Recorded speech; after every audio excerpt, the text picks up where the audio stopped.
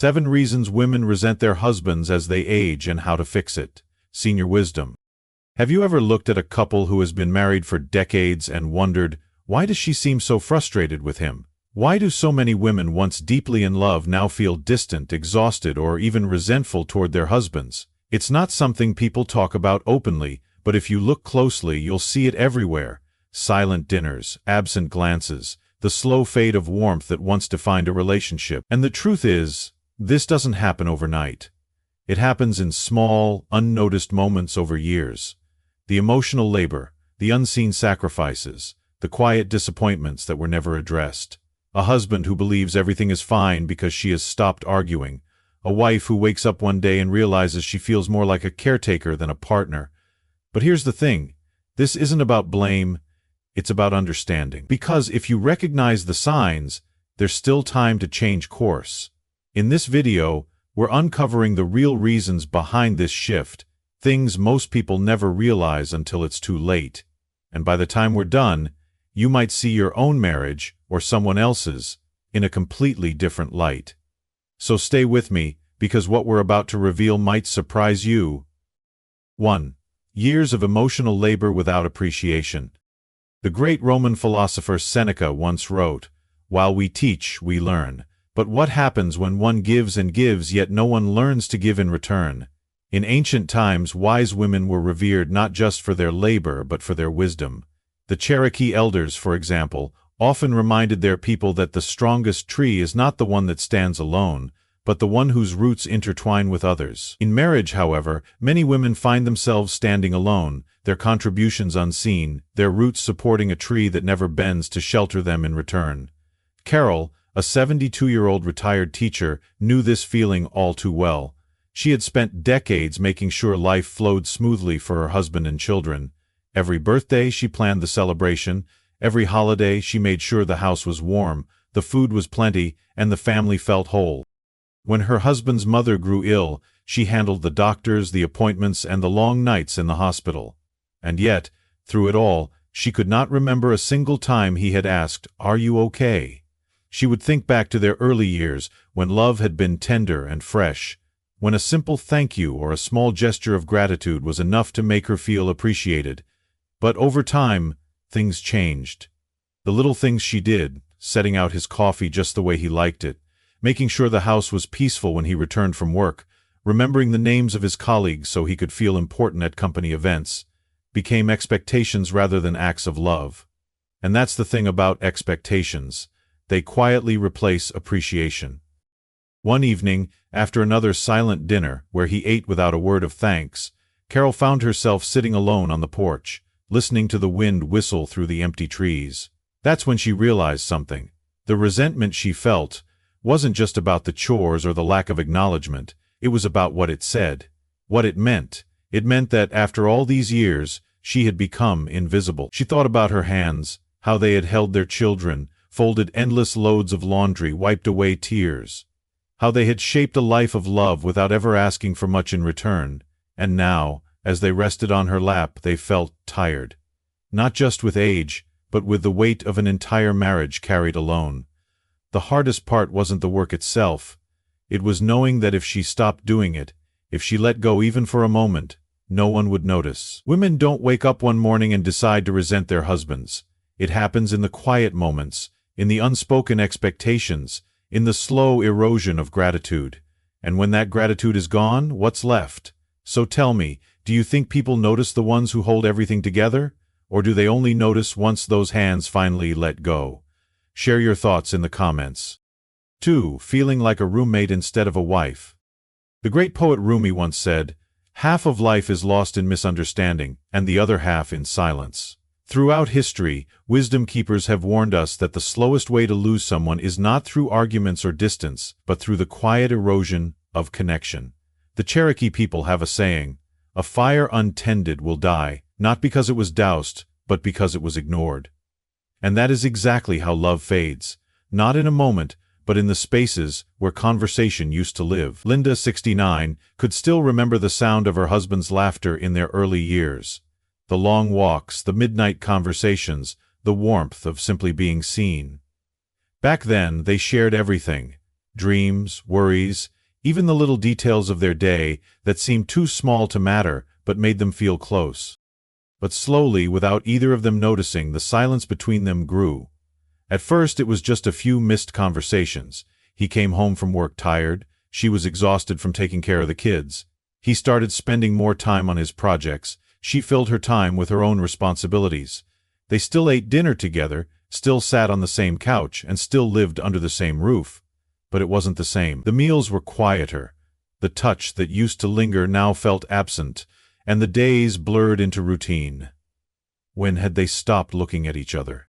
One evening, as they sat across from each other at the dinner table, Linda looked at him, the man she had built a life with, the man she had once whispered secrets to in the dark, and realized he wasn't really there. He was present, yes, but he wasn't with her. She wondered if he felt it too, or if he had simply accepted this version of their life, where love was replaced with schedules and shared responsibilities. She had tried before. She had asked him to go on walks with her again, suggested they take a trip, and even tried to bring up deeper conversations, but each time she was met with, "Not now," or "later," or worse, indifference. And after a while she stopped trying. Because that's the thing about silence. It teaches you that speaking up doesn't always mean being heard. Love doesn't disappear in a storm, it fades in the absence of effort. And the most dangerous part?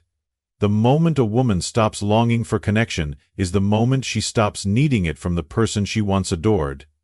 So tell me, do you think silence is just a lack of words, or is it something deeper? Have you ever felt emotionally disconnected in your own life? Share your thoughts in the comments. 3. Unresolved conflicts that have built up over the years.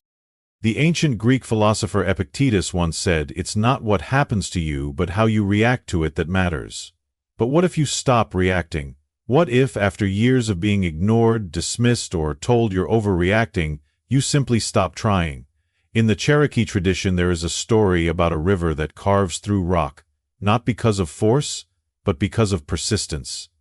In marriage, resentment is the same. It is not born out of a single fight or one forgotten promise, but out of the constant drip of unspoken pain, washing away love over time. Patricia, 74, knew this better than anyone. She had been married for over 40 years, and from the outside it looked like a good marriage. No yelling, no dramatic fights, no separations, but what people didn't see was the silence. The weight of all the things she had never said, the arguments she had walked away from, and the times she had tried to express her needs only to be met with a sigh, a roll of the eyes, or worse, a quiet dismissal, as if her feelings were nothing more than background noise. It hadn't always been this way. In the early years she had hope. When he forgot their anniversary, she forgave him. When he dismissed her worries, she tried again, explaining, asking, hoping he would understand. But as the years passed, she noticed a pattern. No matter how clearly she expressed herself, it never truly mattered. He would say, "You're too sensitive." He would laugh off her frustrations, wave them away as if they were nothing. And eventually, that's exactly how she felt. Like nothing.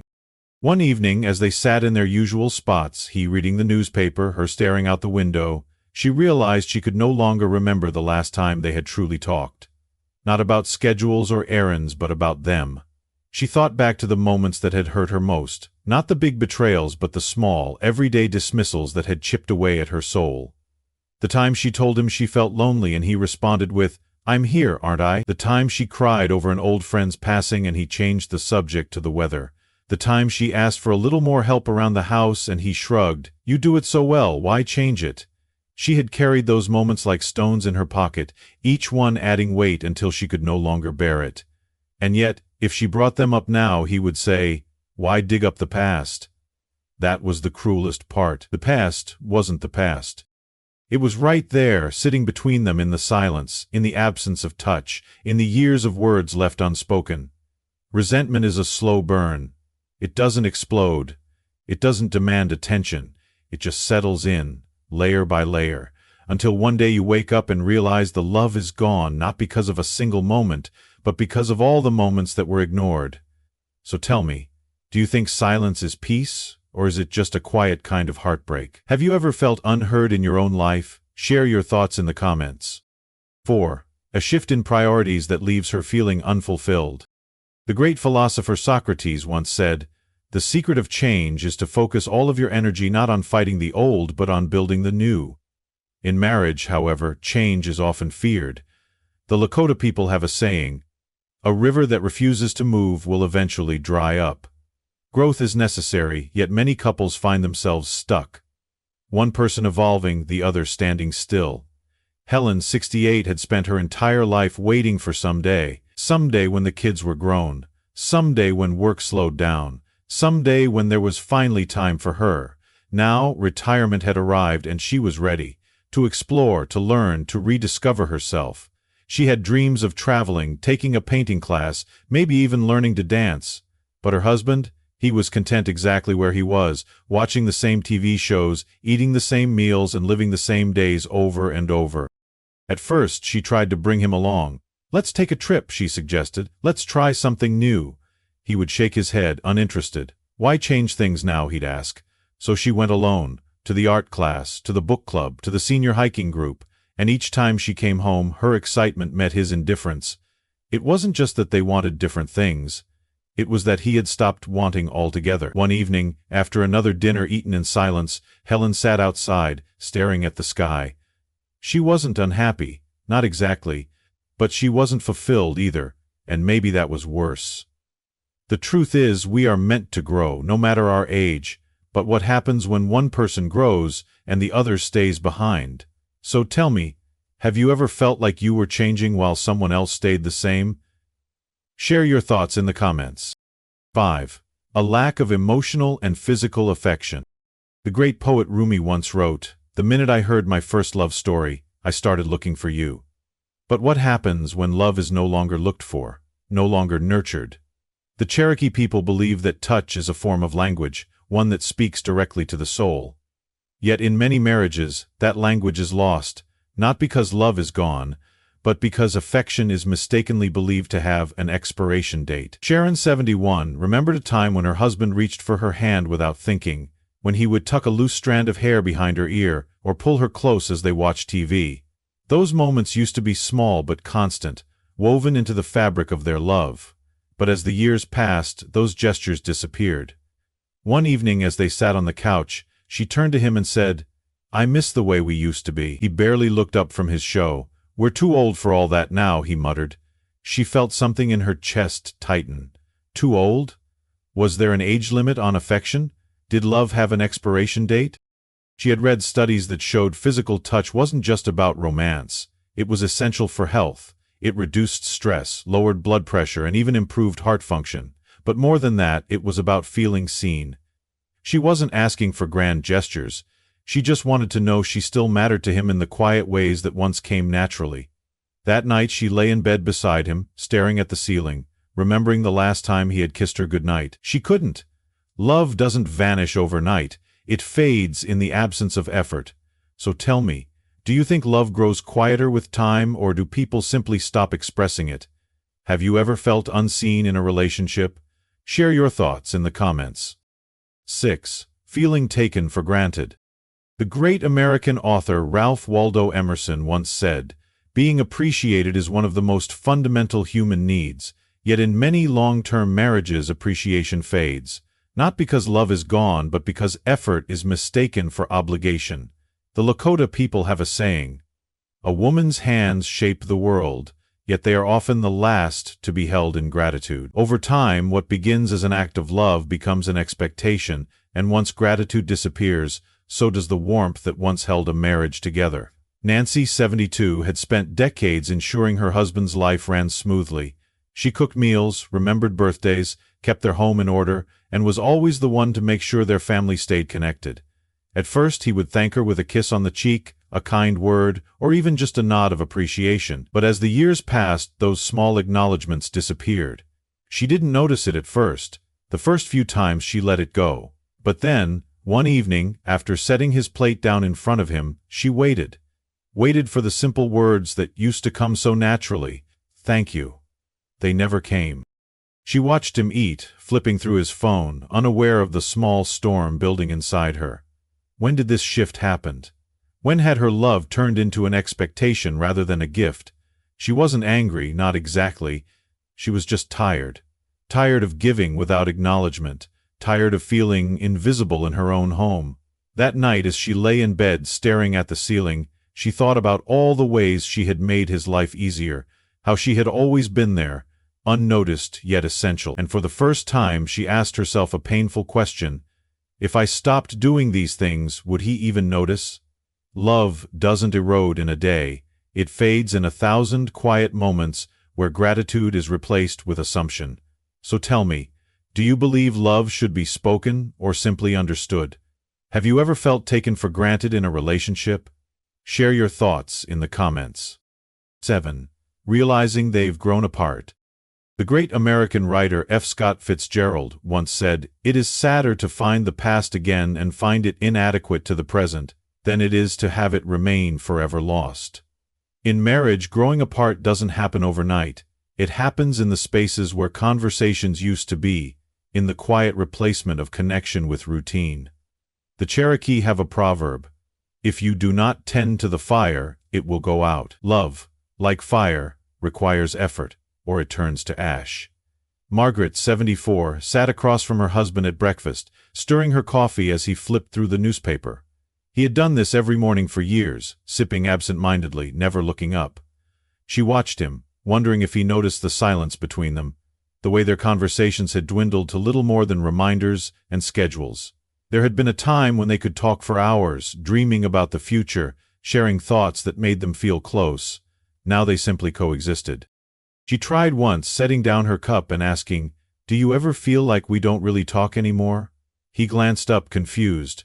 "We talk all the time," he replied, listing the things they discussed. Bills, errands, and what to eat for dinner. That was when she realized he thought talking was the same as connecting. The hardest part was that they hadn't fallen out of love, they had just stopped tending to it. One day at a time, their worlds had separated. She had joined a book club and taken up painting. He spent his evenings watching the same shows, reading the same articles. They had once walked side by side, but now they lived in different rhythms. That night, lying in bed, she stared at the ceiling and wondered, had he noticed the distance? Did he miss her the way she missed him?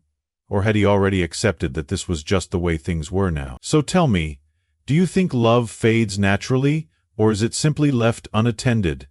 Have you ever felt the quiet sadness of growing apart? Share your thoughts in the comments. Resentment doesn't arrive with a sudden crash. It creeps in quietly, built from years of unspoken disappointments, unnoticed sacrifices, and conversations that never happened. It's not one forgotten birthday or one missed thank you. It's the slow erosion of appreciation, the steady replacement of affection with routine, the feeling of becoming invisible in the life you once built together. But here's the truth. Just because love has grown quiet doesn't mean it's gone. And just because you've felt unseen doesn't mean you have to stay that way. The difference between a relationship that fades and one that flourishes is simple: effort. A willingness to talk, to listen, to acknowledge what has been lost, and to make the choice to rebuild. If any of this resonated with you, I want to hear your thoughts. Which of these reasons felt closest to your own experience? Have you ever struggled with feeling unappreciated or disconnected in a relationship? Share your story in the comments. I read every one of them. And if you found this video helpful, don't forget to like, subscribe, and share. Your support helps us continue creating content that uplifts, informs, and reminds us that no one is alone in these feelings. Thank you for watching, and I'll see you in the next video.